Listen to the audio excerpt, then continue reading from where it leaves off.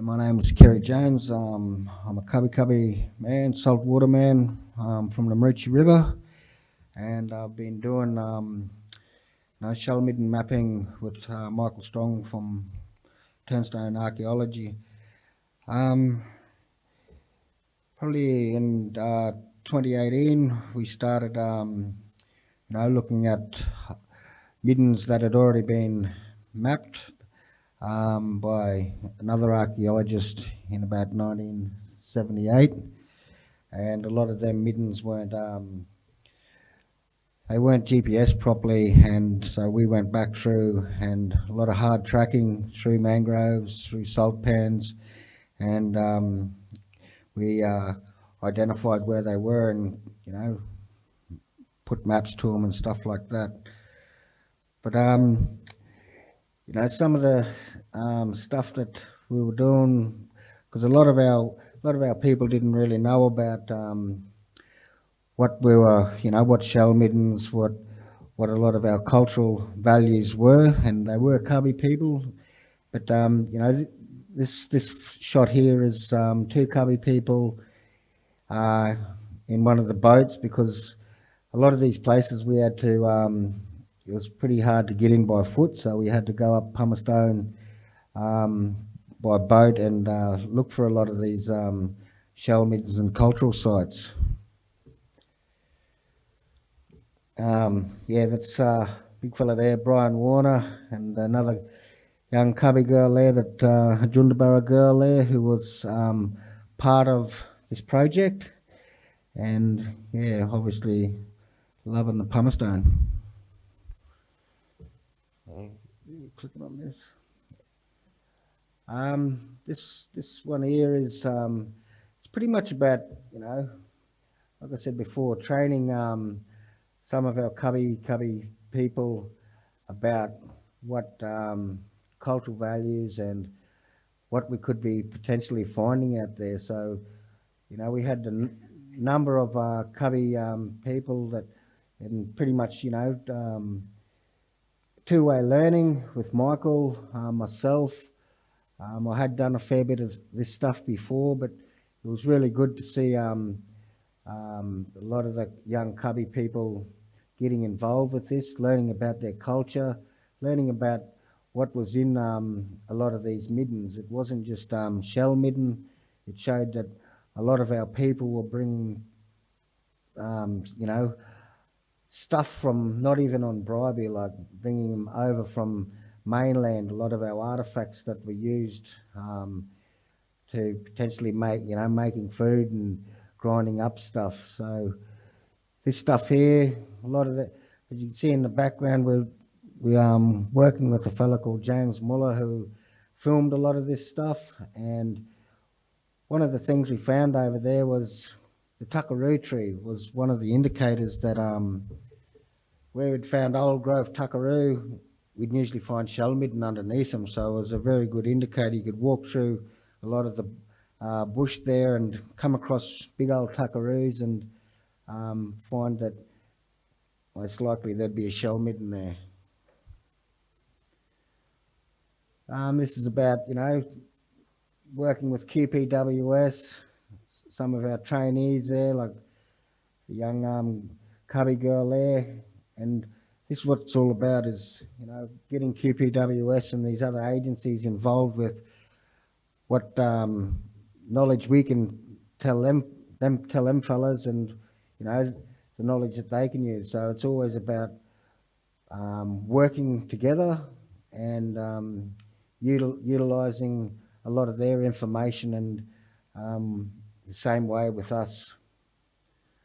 It's, myself there, finding, what shell middens, what they are, like some of the shell middens that we'd found over there, they can be off the ground, they can be a couple of metres high. We've also got shell middens that are flat on the ground and not so much of a rise, but shell middens, they're all over Queensland. A lot of them, you've got freshwater shell middens, freshwater mussel shell midden.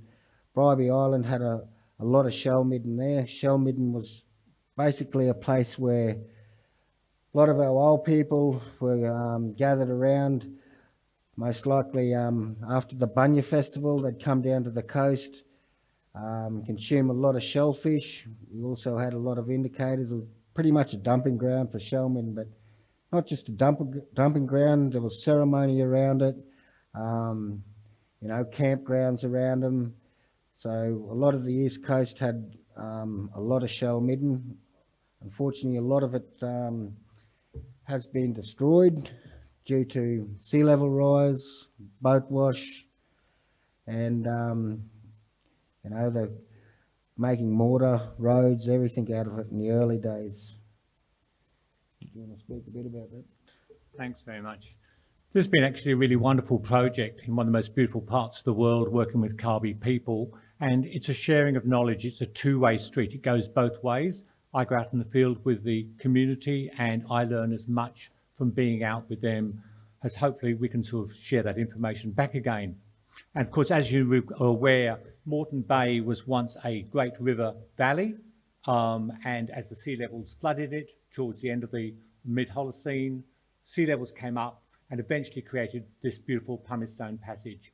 And Aboriginal people then started to come in and utilise the resources that were available to them.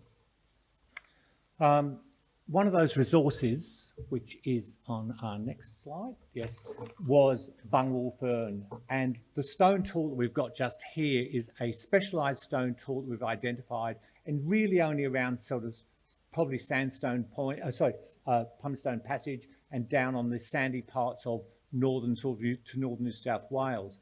And it has an association with bungwall fern. One of the things that came out of this, we found numbers of these things coming out of the shell middens, and we are interested to know whether or not we can start to use stone tools, this specialised stone tool, only related to this particular sort of like food plant, as a way of indicating where past landscapes, past environments were. We've got some ideas that perhaps, bungwall fern may have been found underneath what is today Moreton Bay, and we'd certainly like to know whether or not this stone tool has been moved up onto the higher ridge lines, the Pleistocene ridges that form the spine of Bribie Island. This has a particular use polished along one edge, and it's a really wonderful sort of like artefact, which we can learn a great deal about what was being used and eaten by Kabi people. One of the other things that we found, a new stone tool, not previously identified, was an oyster pick. Long, elongate basalt cobbles, which we have use well on one end, impact points on the other, and we use for knocking oysters, presumably off timber and rocks out in the passage. One thing we didn't expect to find when we were doing the shell midden process was the number of stone arrangements. And we allocated 7 new stone arrangements, including a new stone-walled fish trap, and this very, very unique site, which we're still uncertain about what its purpose, but we believe it may be some of the first known use of Aboriginal people actually farming oysters. We think this has actually been put in. This is just behind this site is a gigantic sort of shell midden, 150 metres long, up to about 1.5 metres high in places. And there's a series of 10 rows of stones. Oystermen in early sort of like colonial Queensland used timber traps or formations in which to grow their oysters. This is all made of stone that has come from one area further up the passage.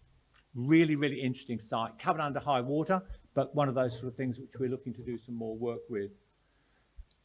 And Kerry mentioned how many of these middens are being destroyed and lost. One of the big middens was washed out, but underneath it was a stone formation, another stone arrangement just over here, and in the centre was a large vertebrae from a dugong.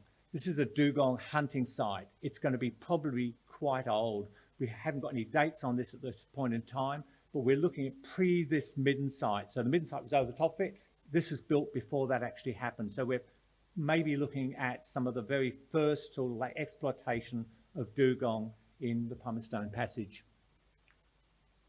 This resulted some of the sites that we were able to find.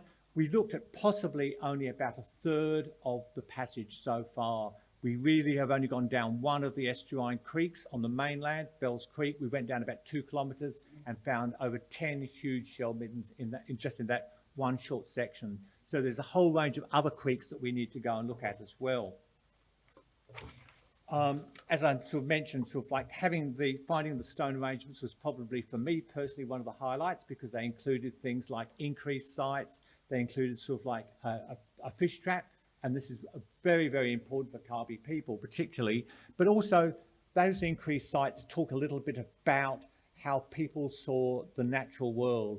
They're places where people could go to try and replenish the resources they had. And I guess most of us are here today because we want to maintain those resources as well. One of the things which was particularly interesting for us, traditional sort of like accounts talk about women going out onto the islands in Pumicestone Passage and collecting oysters. What we found was, from a visual sort of count of certain sections of the midden sites, was that cockles and whelks were in equal abundance to oysters. So somehow these have been missed in the historical record, which is really surprising, seeing whelks and cockles formed quite a bit of the European food diet, but certainly the early eyewitness accounts only talk about oysters. Okay.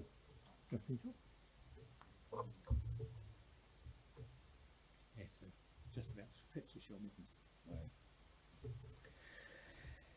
Yeah, a lot of the threats to our shell middens, not just on Bribie, but on a lot of our estuaries and that, due to obviously population, boat wash, and sea level rise. So it's important for Kabi people to protect a lot of our cultural sites and for future generation, not just for Kabi people, but for everybody. I think that a lot of our sites need to be, we already do it, but then we need to register a lot more of our sites so they've got that protection around them through DATSIP, and we need to manage, how the boat wash and sea level rise is affecting them for future generations to say, well, our people have been here for thousands of years and we want to protect a lot of these sites. It's not just shell midden, it's all our cultural sites, and definitely if we can keep this project going and have that other component to it by protecting it, I think it'll be better for the future and better for everyone to, look at stuff that they can visually go at and have a look at instead of on computers and stuff like that. So if we could keep this project going, not just for Pumicestone, but for all of our estuaries in Kabi country or all over Australia, it'd be well worth it for the future. So thank you very much. Thank you.